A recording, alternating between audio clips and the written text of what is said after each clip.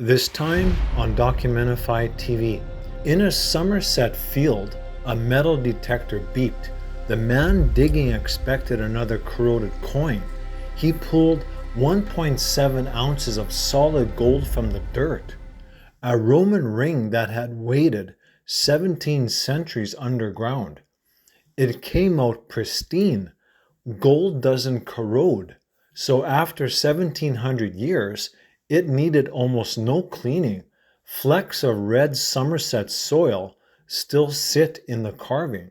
And the carving tells you what kind of object this was.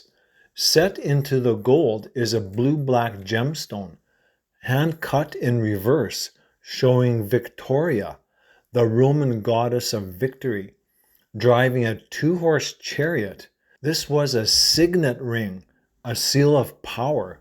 1.7 grams of gold is an extraordinary amount for a finger ring, far more than anyone wore casually. This almost certainly belonged to someone wealthy, powerful, or close to power in Roman Britain. But the ring wasn't alone. A few yards away, scattered through the same plow-churned soil, were 297 Roman coins. That's the part that turns a treasure into a mystery, because the coins are a clock. The latest of them were struck under the Emperor Diocletian and his deputy Galerius, which means this wealth went into the ground no earlier than AD 296. And AD 296 was a terrible year to be rich in Britain. For a decade, Britain had broken away from Rome. A naval commander named Carausius seized the province and declared his own empire. He was later replaced by his finance minister, Allectus, who took the throne.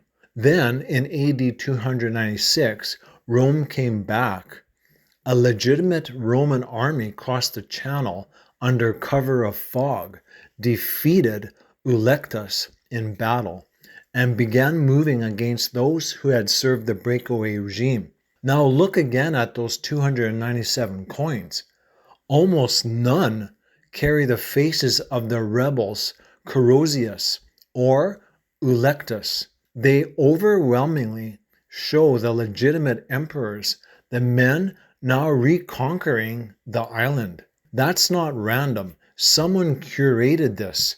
Someone stripped the politically dangerous coins out of their savings and kept only the currency a victorious Rome would accept.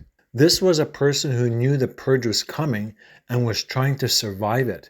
So they buried it all, the gold, the coins, meaning to dig it back up when the danger passed.